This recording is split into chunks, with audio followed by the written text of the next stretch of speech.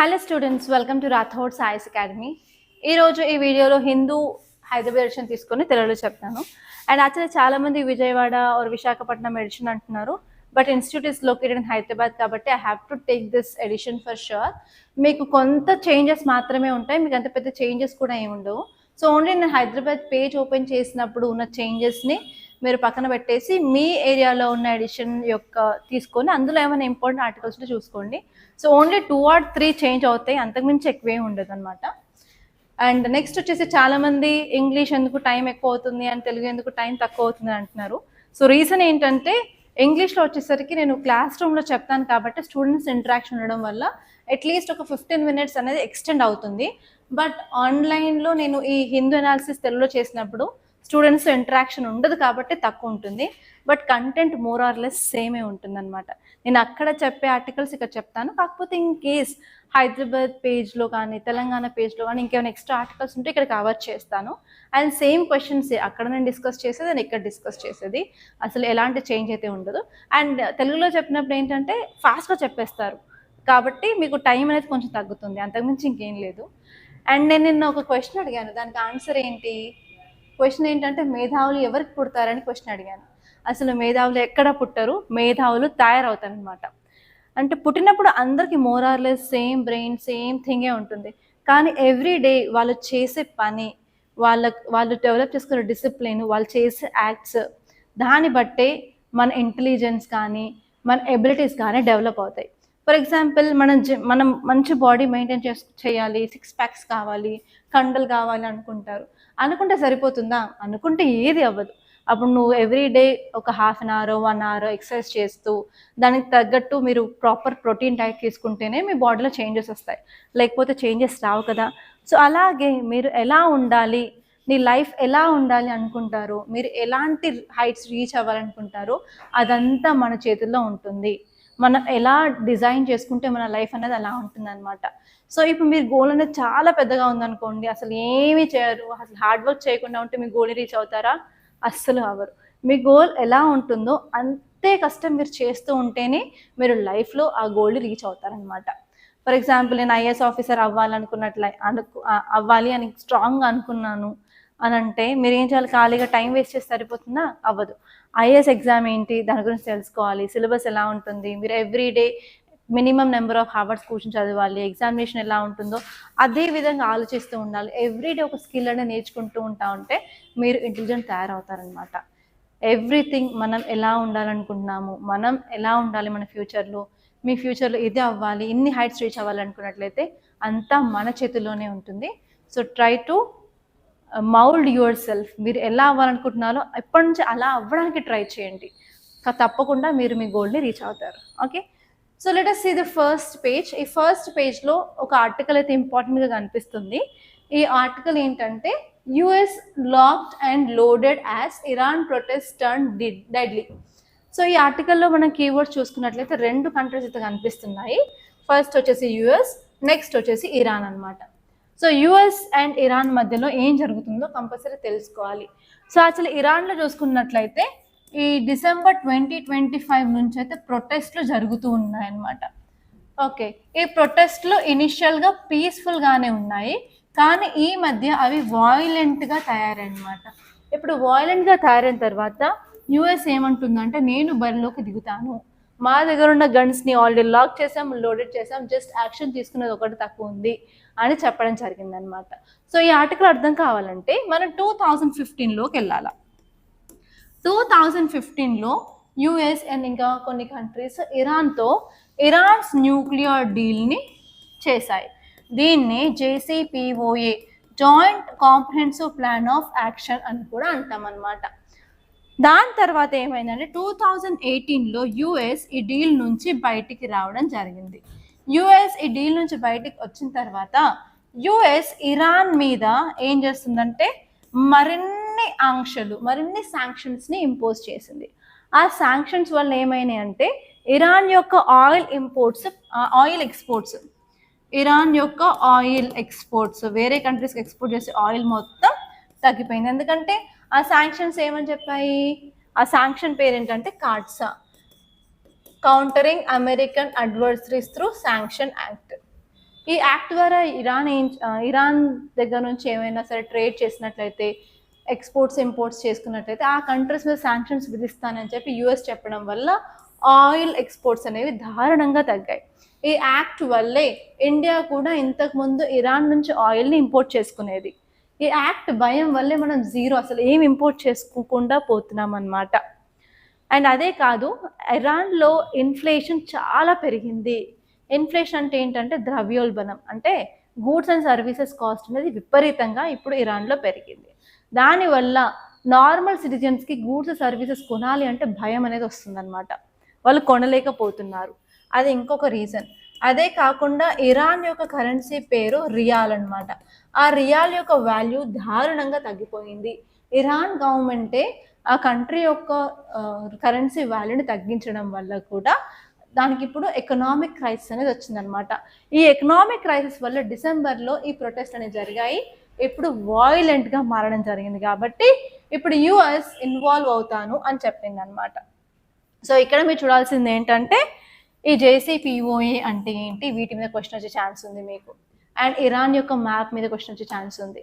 And అదే కాకుండా Iran India relations ఎలా ఉన్నాయి వాటి మీద కూడా క్వశ్చన్ వచ్చే ఛాన్స్ ఉంది. అండ్ ఈ టాపిక్ వచ్చేసి జిఎస్ పేపర్ 2 ఇంటర్నేషనల్ రిలేషన్స్లో చాలా ఇంపార్టెంట్. ఓకే, ఇదండి ఈ ఆర్టికల్. అండ్ నెక్స్ట్ ఇక్కడ ఒక ఆర్టికల్ ఉంది, నేను హైలైట్ చేయడం మర్చిపోయాను. అదేంటంటే centre directs X to check Grok misuse in morphing images. So ఇక్కడ మీరు చూడాల్సింది ఏంటంటే మార్ఫింగ్. ఈ జిఆర్ఓకే అనే చాట్ ఏఐ బేస్డ్ టూల్ అనమాట. ఇది ట్విట్టర్, ఇది ఎక్స్ ట్విట్టర్ యొక్క ఏఐ టూల్ అనమాట జిఆర్ఓకే. ఈ జిఆర్ఓకేలో డిసెంబర్ నుంచి కొన్ని morphing images related content, adult content అనేది పెరిగింది. యాక్చువల్లీ ఏమవుతుంది జిఆర్ఓకేలో అంటే, రీసెంట్గా జిఆర్ఓకేలో ఒక సెట్టింగ్ తీసుకొచ్చారు. ఆ సెట్టింగ్ పేరు వన్ మినిట్ అండి, చూసి చెప్తాను ఇక్కడ. ఓకే, ఇక్కడ లేదు. సో ఒక సెట్టింగ్ని తీసుకొచ్చారనమాట జిఆర్ఏలో. ఆ సెట్టింగ్స్ చేసుకున్న తర్వాత అక్కడ ఏజ్ వెరిఫికేషన్ అనేది అడుగుతుందన్నమాట. మీ ఏజ్ 18+ ఉన్నట్లయితే మీరు ఇమేజెస్ని మార్ఫింగ్ చేసుకునే ఆప్షన్ అనేది వస్తుందన్నమాట. ఇక్కడ ఏంటంటే రీసెంట్గా డిసెంబర్ 2025 నుంచి అసలు జిఆర్ఓకేలో ఏం జరుగుతుందంటే, బాలీవుడ్ యాక్టర్స్ వాళ్ళ ఇమేజెస్ కానివ్వండి, లేకపోతే చిల్డ్రన్ ఇమేజెస్, నార్మల్గా మనం మొబైల్లో ఆర్ సోషల్ మీడియాలో ఉండే ఇమేజెస్, మనం వాట్సాప్ డీపీలు, ఫేస్బుక్లో ఇమేజెస్, అలా ఇన్స్టాగ్రామ్లో రీల్స్ అవన్నీ ఉంటాయి కదా, అవన్నీ తీసుకుని వాళ్ళు ఏం చేస్తున్నారంటే ఆ ఇమేజెస్ ఇచ్చేసి డ్రెస్ చేంజ్ అని, లేకపోతే ట్రాన్స్పరెంట్ డ్రెస్ అని, లేకపోతే నూడ్ ఇమేజెస్ అని కూడా వాళ్ళు ఇవ్వడం వల్ల, అలాంటి ప్రాంప్ట్ ఇవ్వడం వల్ల అలాంటి ఇమేజెస్ని జిఆర్ఓకే ఇప్పుడు క్రియేట్ చేసి ఇస్తుంది. దానివల్ల ఉమెన్కి సెక్యూరిటీ, సేఫ్టీ అండ్ ప్రైవసీ అనేది లేదు. కాబట్టి ఇప్పుడు మన సెంట్రల్ గవర్నమెంట్ ఒక డైరెక్టివ్ అనేది ఇచ్చిందనమాట. అంటే ministry of electronics and information technology social media platform ఎక్స్కి ఒక నోటీస్ అనేది ఇచ్చింది. ఏంటంటే ఈ చాట్ బోట్ జిఆర్ఓకే ఏదైతే ఉందో ఏఐ టూల్, అది అండ్రెస్, clothing with women, like that, అలాంటి కంటెంట్ అనేది ఎక్కువ అయిపోయింది. దానివల్ల సేఫ్టీ లేదు. కాబట్టి 72 hours అలాంటి ఇమేజెస్ డిసెంబర్ నుంచి ఏదైతే జనరేట్ చేసిందో ఆ ఇమేజెస్ అన్ని డిలీట్ చేసేసి ఇంకొకసారి అలాంటి కంటెంట్ ఇవ్వకుండా కంట్రోల్ చేయాలి అని చెప్పడం జరిగింది. అండ్ అంతేకాదు, ఇలాంటి ప్రాంప్ట్స్ ఎవరిచ్చారో ఆ అఫెండెడ్స్ డీటెయిల్స్ కూడా మాకు కావాలి, 72 hours రిపోర్ట్ ఇవ్వండి అని చెప్పడం జరిగిందనమాట. ఓకే, సో మీకు ఇక్కడ క్వశ్చన్ ఎలా వస్తుందంటే ఏఐ అడ్వాంటేజెస్, అలాగే ఏఐ వల్ల వచ్చే ఛాలెంజెస్ మీద క్వశ్చన్ వచ్చే ఛాన్స్ చాలా ఉన్నాయి. సో మీరు ఒకసారి దీని మీద ఫోకస్ చేయండి. అండ్ నెక్స్ట్ వచ్చేసరికి మీరు ఇక్కడ ఏం చేయాలి అంటే, రీసెంట్గా మన గవర్నమెంట్ ఆఫ్ ఇండియా కూడా ఏఐ జనరేటెడ్ కంటెంట్ని కంట్రోల్ చేయడానికి 1/10 ఏరియాలో ఏఐ జనరేటెడ్ కంటెంట్ అని డిస్ప్లే చేయడం కానీ, ఏదైనా వీడియో జనరేట్ చేస్తే 30 సెకండ్స్లో అది ఏఐ జనరేటెడ్ వీడియో అని చెప్పి ఇవ్వడం కానీ. అండ్ రీసెంట్గా మన ministry of electronics and information technology AI use చేసుకొని ఇలాంటి పోర్నోగ్రఫిక్, వల్గర్ కంటెంట్ని ఐడెంటిఫై చేసి దాన్ని డిలీట్ చేయాలని చెప్పి మొన్న మనం ఆర్టికల్స్ చదువుకున్నాం. కానీ ఒక ఏఐ చాట్ బోటే ఇలా చేస్తుంది. ఇప్పుడు ఏఐని మనం ఎలా యూజ్ చేయాలనే ఇంకొక క్వశ్చన్ని కూడా ఇప్పుడు మనం క్రియేట్ చేస్తుంది అనమాట. సో దీనికి వే ఫార్వర్డ్ ఏంటో చూసుకోవాలి. నేను వే ఫార్వర్డ్ ఏంటో నేను క్లియర్గా ఇక్కడ చెప్తాను. సో మీరు కూడా నోట్ చేసుకోవడానికి ట్రై చేయండి, చాలా ఇంపార్టెంట్ అన్నమాట. సో ఇక్కడ వచ్చినట్లయితే మనం ఏఐని స్ట్రెంగ్తెన్ చేయాలన్నమాట మన ఇండియాలో. రెగ్యులేషన్ చాలా చాలా ఇంపార్టెంట్, అలాగే టైమ్లీ మానిటర్ కూడా చేయాలి. అండ్ అంతేకాకుండా ఏజ్ వెరిఫికేషన్ని కంపల్సరీ మ్యాండేటరీ చేయాల్సిందే అని చెప్పారు. అండ్ నెక్స్ట్ వచ్చేసి మనం వాటర్ మార్క్స్ని కూడా మనం అలాంటి ఇమేజెస్ క్రియేట్ చేసినప్పుడు వాటర్ మార్క్స్ని ఇవ్వాలి అని చెప్తున్నారు. అండ్ ఏఐ స్పెసిఫిక్ లాస్ అనేవి ఇండియాలో లేవు, అవి కూడా తీసుకురావాలి అని చెప్పడం జరిగింది. అండ్ నెక్స్ట్ వచ్చేసి ఏఐ ఎనేబుల్డ్ సెక్షువల్ వయలెన్స్ కానీ సెక్షువల్ హెరాస్మెంట్ జరిగినట్లయితే భారతీయ న్యాయ సంహిత అండ్ పోక్సో యాక్ట్ని యూజ్ చేసి కఠినంగా మనం పనిష్ చేయాలని చెప్తున్నారు. అంతేకాకుండా ఇలాంటి కేసెస్ని డీల్ చేయడానికి మనం fast track mechanisms, fast track కోర్ట్స్ని యూజ్ చేయాలని చెప్తున్నారు. అంతేకాకుండా పీపుల్కి అవేర్నెస్ అనేది తీసుకురావాలి అని చెప్తున్నారు అనమాట. ఇది ఈ ఆర్టికల్ యొక్క ఇంపార్టెంట్ థింగ్. అండ్ మీరు ఇక్కడ ఒక ఆర్టికల్ చూసుకున్నట్లయితే తెలంగాణ స్టేట్ గవర్నమెంట్ సంబంధించిన ఆర్టికల్ ఇది. డిపిఆర్ అంటే detail project report for Musi rejuvenation phase 1 to be ready in a few days. మన చీఫ్ మినిస్టర్ ఒక స్టేట్మెంట్ చేశారు, ఏంటంటే మూసీ రివర్ యొక్క రెజువినేషన్. మనందరికీ తెలుసు మూసీ రివర్ హైదరాబాద్లో ఫ్లో అవుతూ ఉంటుంది. అండ్ అదొక మొత్తం చెత్త అయిపోయింది అనమాట. ఆ river like most polluted river in Hyderabad అనమాట. సో అందుకని దీన్ని కొంచెం రెజ్యూమినేట్ చేయాలి, దీని యొక్క క్వాలిటీని ఇంప్రూవ్ చేయాలని చెప్పి ఇప్పుడు తెలంగాణ స్టేట్ గవర్నమెంట్ ఫేజ్ 1లో తీసుకోవాల్సిన స్టెప్స్కి రిపోర్ట్ అనేది తయారు చేస్తుందని చెప్తున్నారు. కాబట్టి ఇక్కడ మూసీ రెజ్యూమినేషన్ ఏంటి, అసలు మూసీ ఎందుకు పొల్యూట్ అయింది, రీజన్స్ ఏంటి, దీన్ని ఎలా రెజ్యూమినేట్ చేయాలి, అండ్ మూసీ రివర్ సంబంధించిన కొన్ని ఫ్యాక్ట్స్ కూడా మీరు తెలుసుకుంటే మీకు ప్రిలిమ్స్లో క్వశ్చన్ వచ్చే ఛాన్స్ అయితే ఉందన్నమాట. ఓకే, ఇదండి ఇంపార్టెంట్ ఆర్టికల్. ఈ ఫ్రంట్ పేజ్లో నాకు హైదరాబాద్ పేజ్లో ఇంకా వేరే పేజెస్లో అసలు ఇంపార్టెంట్ ఆర్టికల్స్ అయితే ఈరోజు అయితే ఏమీ కనిపించలేదు, అండ్ మొత్తం యాడ్సే కనిపిస్తున్నాయి ఈరోజు. Hindu paper become like commercial paper. And ఇక్కడ ఒక అడ్వర్టైజ్మెంట్ ఉంది, బట్ ఐ లైక్ ఇట్. నేను వెళ్దామని అనుకుంటున్నాను, but I don't know whether I will go to this or not. ఏంటంటే మన హైదరాబాద్లో కూడా అగ్రికల్చర్ అండ్ హార్టికల్చర్ ఫెస్టివల్ అనేది జరుగుతుందన్నమాట. 3rd to 11th January. And morning 10 AM నుంచి 8 PM వరకు ఉంటుంది. అందరికీ ఫ్రీ ఎంట్రీ అనమాట. ఇదేంటంటే రాష్ట్రపతి నిలయంలో సికింద్రాబాద్లో ఉంది. సో మన ఇన్స్టిట్యూట్కి కూడా దగ్గరే కదా. So I'm planning, but I don't know whether I will go or not. నేను వెళ్తే మాత్రం మీకు మాత్రం కంపల్సరీ అప్డేట్ ఇస్తాను. ఓకే, ఇదేంటంటే 10 days celebrations of flowers, horticulture, sustainable living ఉంటుందన్నమాట. So festival opens its gates for all to discover beauty, heritage and future of eco friendly horticulture. And personally I love gardening, so I want to visit this. And ఇక్కడ ఈ ఈవెంట్లో ఏంటంటే thematic stalls కూడా ఉన్నాయి, floral and non floral displays కూడా ఉన్నాయి, GI products కూడా వాళ్ళు డిస్ప్లే చేస్తున్నారు, వర్క్షాప్ ఉంటుంది, డెమాన్స్ట్రేషన్స్ ఉంటాయి, and cultural programmes, even kids zone కూడా ఉంది, ఫుడ్ కోర్ట్ ఉంది, అథెంటిక్ సౌత్ ఇండియన్ కుసైన్ కూడా ఉందంట. Okay, so youth engagement zone కూడా ఉన్నాయి. So I will try. Tomorrow is Sunday kada, so I'll try to go tomorrow, but I don't know whether I'll go or not. Okay, next వచ్చేసి మనం editorial పేజ్లోకి వెళ్దాం. ఈరోజు editorial పేజ్లో మాత్రం 2 articles ఇంపార్టెంట్గా కనిపిస్తున్నాయి. I will show which are those articles.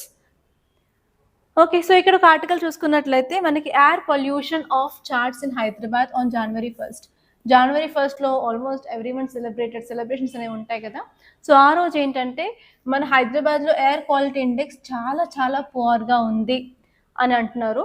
ఆ గాలి పీల్చడం కంటే అరౌండ్ 20 to 30 సిగరెట్స్ పీల్చడం మేలు అని చెప్పి కూడా రిపోర్ట్ అనేది వచ్చింది. ఇక్కడ PM 2.5, PM 10 కాన్సన్ట్రేషన్ చాలా పెరిగింది అని ఇక్కడ చెప్తున్నారనమాట. ఒకసారి ఈ ఆర్టికల్ని చూసి తెలుస్తుంది. ఓకే, సో ఇక్కడ ఇంకొక ఆర్టికల్ ఉంది, వెరీ ఇంపార్టెంట్ ఆర్టికల్ అండి. Rare strawberry leopard spotted for the first time in Karnataka. So ఈ ఆర్టికల్ ఈవెన్ ఇంటర్నేషనల్ ఎడిషన్లో కూడా రాలేదు, నేను తీసుకునే ఎడిషన్లో.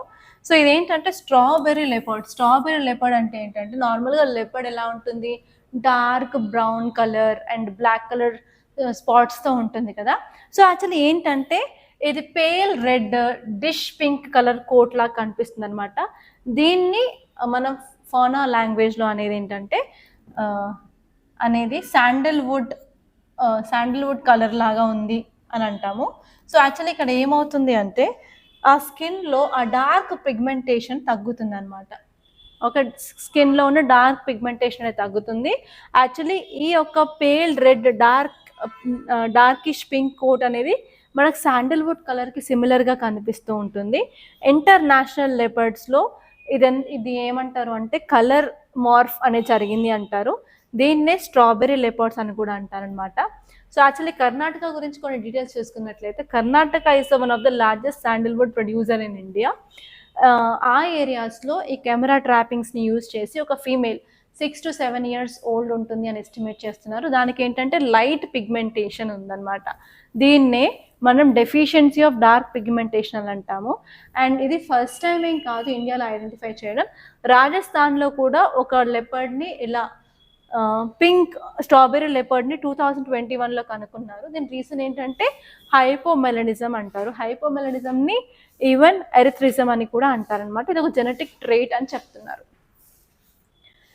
ఓకే, ఎడిటోరియల్లోకి వెళ్ళినట్లయితే మనకి ఇక్కడ 2 ఆర్టికల్స్ ఇంపార్టెంట్గా కనిపిస్తున్నాయి. ఫస్ట్ వచ్చేసి ట్రాన్స్ఫార్మింగ్ ఏ వేస్ట్ రిడన్ అర్బన్ ఇండియా అనమాట. సో అసలు ఈ ఆర్టికల్ ఏం చెప్తుంది అంటే మన అర్బన్ ఏరియాస్లో day by day every day చూసుకున్నట్లయితే పాపులేషన్ పెరుగుతూనే ఉంది. రూరల్ టు అర్బన్ మైగ్రేషన్ జరుగుతుంది, పాపులేషన్ పెరుగుతూ ఉంది. పాపులేషన్ పెరగడం వల్ల డెన్సిటీ పెరుగుతుంది అండ్ అర్బన్ ఏరియాస్ అనేవి స్ప్రెడ్ అవుతూ ఉన్నాయి, ఎక్స్పాండ్ అవుతూ ఉన్నాయి. ప్రాపర్ ప్లానింగ్ లేకుండా ఎక్స్పాండ్ అవుతూ ఉన్నాయి అని చెప్తున్నారు. దానివల్ల ఏంటంటే మనం పీపుల్ ఎక్కడ పోయినా కూడా వేస్ట్ అనేది ఎక్కువ అవుతుంది. సో రీసెంట్గా నేను ఒక రీల్ చూసాను, రీల్ ఇమేజ్ లాంటిది. ఏంటంటే ఒక యానిమల్ వెళ్ళినప్పుడు ఆ ఏరియాలో ఓన్లీ ఫుట్ ప్రింట్స్ మాత్రమే ఉంటాయి.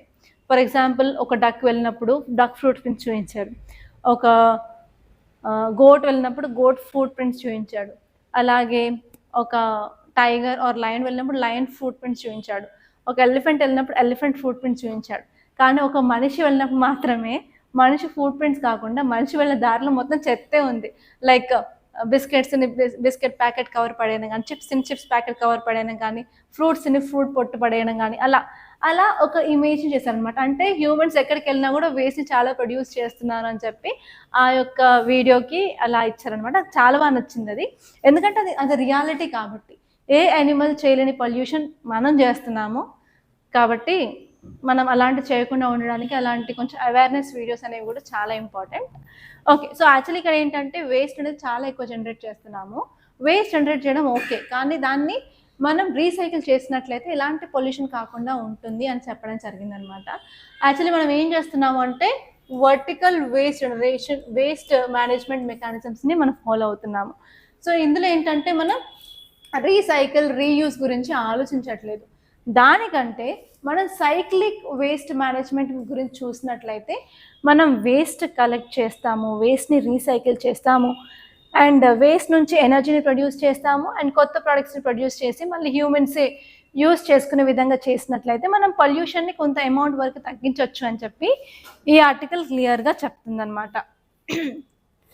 అండ్ ఈ ఆర్టికల్లో కొంత డేటా కూడా ఇవ్వడం జరిగింది. ఈ పారాగ్రాఫ్లో మీకు డేటా ఉంటుందండి. ఈ డేటా ఏం చెప్తుందంటే 2030 నాటికి మనం అర్బన్ ఏరియాస్లో 165 మిలియన్ టన్స్ ఆఫ్ వేస్ట్ని జనరేట్ చేస్తున్నాము.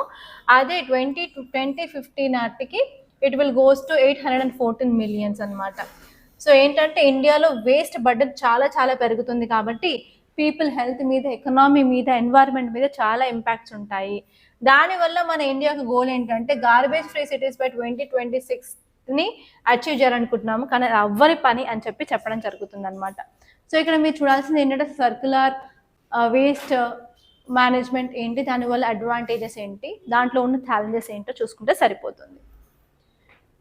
అండ్ మనకి నెక్స్ట్ ఆర్టికల్ వచ్చేసి recasting sanitation with urban rural partnership అనమాట. సో ఈ ఆర్టికల్ ఏం చెప్తుంది అంటే ఒక కేస్ స్టడీని తీసుకుంది. ఆ కేస్ స్టడీ ఏంటంటే సతారా సిటీ ఇన్ మహారాష్ట్ర.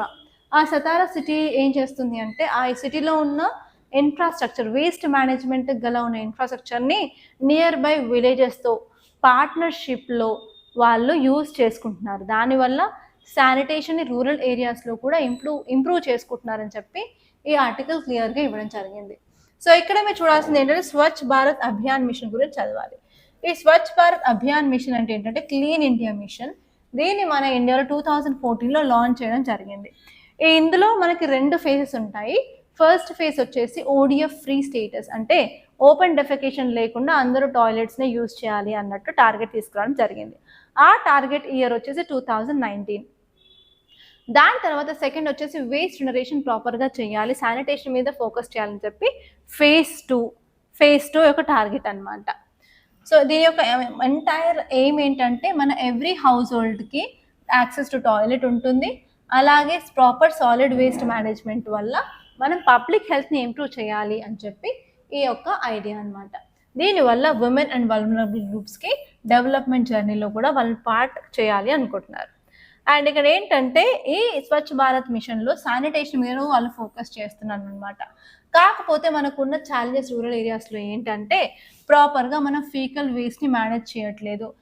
నార్మల్గా ఊర్లలో ఉన్న ఇంట్లలో సెప్టిక్ ట్యాంక్స్ పెట్స్ ఉంటాయి, కానీ ఏంటంటే వాటిని క్లీన్ అది ఫిల్ అయిన తర్వాత దాన్ని రిమూవ్ చేయాలి, దాన్నే డీస్లడ్జ్ అంటారు.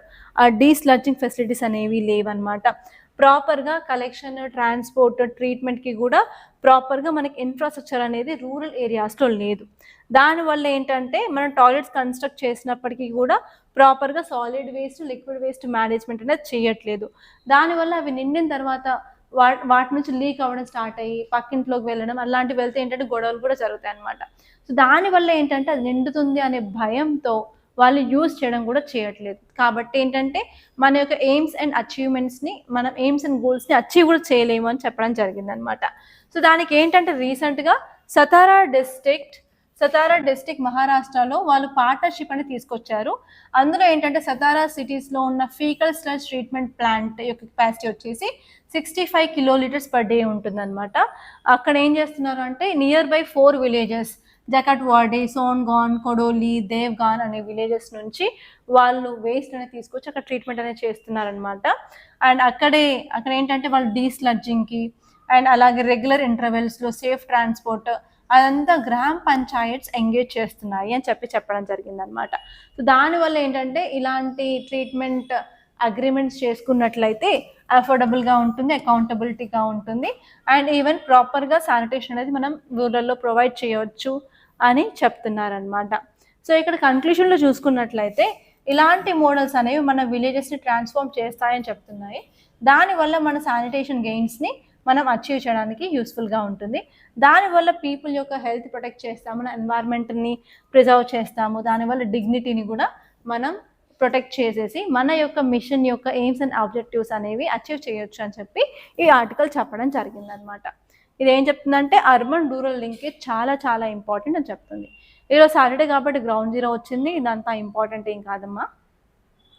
అండ్ నెక్స్ట్ వచ్చేసి India has right to defend it self against terrorism. So ఈ ఆర్టికల్ ఏం చెప్తుంది అంటే మనకి టెర్రరిజం సంబంధించి మన ఇండియా తీసుకొచ్చిన పాలసీ ఏంటంటే జీరో టాలరెన్స్ పాలసీ.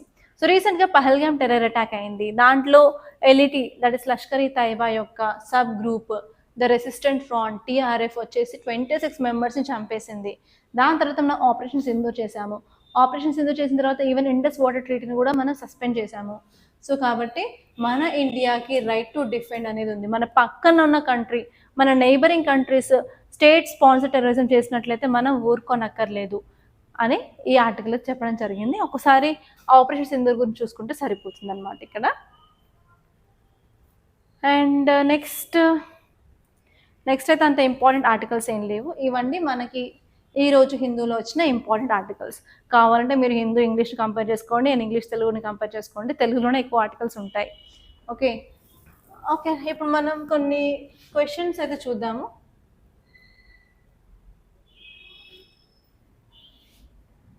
ఓకే, ఈరోజు అయితే నేను 2 క్వశ్చన్స్ తీసుకొచ్చాను. ఫస్ట్ వచ్చేసి స్వచ్ఛ భారత్ అభియాన్ గురించి. క్వశ్చన్ వచ్చేసి consider the following statements about Swachh Bharat Mission. It has 2 components, Swachh Bharat Mission Grameen and Swachh Bharat Mission Urban. Yes, అది కరెక్టే. Next the phase 1 focused on making India open defecation free by 2019. Yes, ఇది కూడా కరెక్ట్. నేను చెప్పాను కదా ఓపెన్ డెఫికేషన్ ఫ్రీ టార్గెట్ 2019 అని. Next వచ్చేసి phase 2 emphasizes sustainability of ODF status and comprehensive waste management. Second phase వచ్చేసి వేస్ట్ మేనేజ్మెంట్ మీద focus చేస్తుంది. ఈ స్టేట్మెంట్ కూడా రైటే. యాక్చువల్లీ హిందూ ఇంటర్నేషనల్ ఎడిషన్లో ఒక ఆర్టికల్ వచ్చింది ఏంటంటే బుల్లెట్ ట్రైన్ ప్రాజెక్ట్ గురించి. ఈ బుల్లెట్ ట్రైన్ ప్రాజెక్ట్లో ఫస్ట్ టన్నెల్ అనేది కంప్లీట్ అయింది మహారాష్ట్రలో. అందులో మొత్తం ఓవరాల్గా 7 టనెల్స్ ఉన్నాయి అండ్ ఒకటి అండర్ సీ టనెల్ ఉందన్నమాట. 7లో ఒకటి ఫస్ట్ మేజర్ది టనెల్ 5 1.5 కిలోమీటర్స్ కంప్లీట్ అయిందని చెప్పి ఈ ఆర్టికల్ రావడం జరిగింది. అండ్ ఈ టాపిక్ వచ్చేసి ఇండియా జపాన్ రిలేషన్స్ మధ్యలో ఉందన్నమాట. ఎందుకంటే జపానే technology wise and also loans అనేది ఈ ప్రాజెక్ట్కి ప్రొవైడ్ చేస్తుంది. అండ్ ఇది వచ్చేసి Mumbai Ahmedabad high speed rail project అని కూడా అంటారు.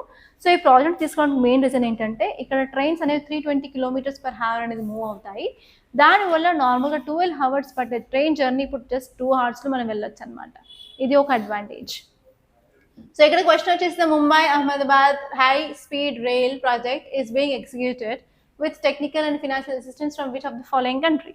సో ఇక్కడ 4 కంట్రీస్ ఇచ్చారు, China, France, Japan and Germany. So దీనికి ఆన్సర్ ఏంటో కమెంట్లో చెప్పండి. Thank you so much guys. And ఈరోజు మనకి జూమ్ మీట్ ఉంది కదా, ఆ జూమ్ మీట్ అటెండ్ అవ్వడానికి మీకు ఆల్రెడీ ఇంతకుముందు రిజిస్టర్ చేసుకున్న వాళ్ళైతే మీకు ఆల్రెడీ మేము వాట్సాప్లో రిజిస్ట్రేషన్ లింక్స్ అనేవి పంపించాం కదా, జూమ్ మీట్ ఐడి పాస్కోడ్ అవన్నీ, అదే యూస్ చేసి మీరు ఈరోజు సెషన్లో జాయిన్ అవ్వచ్చు. అండ్ కొత్త వాళ్ళైతే మాత్రం కంపల్సరీ రిజిస్ట్రేషన్ ఇస్ నెసెసరీ. రిజిస్ట్రేషన్కి లింక్ అనేది మేము ఆల్రెడీ డిస్క్రిప్షన్లో పెట్టాము, జస్ట్ అది క్లిక్ చేసి డీటెయిల్స్ అనేది ఫిల్ చేయండి. Thank you so much guys. మీకు ఈ క్లాస్ కనుక నచ్చినట్లయితే లైక్ చేయండి, అలాగే షేర్ చేయండి. కంపల్సరీ మన ఛానల్ సబ్స్క్రైబ్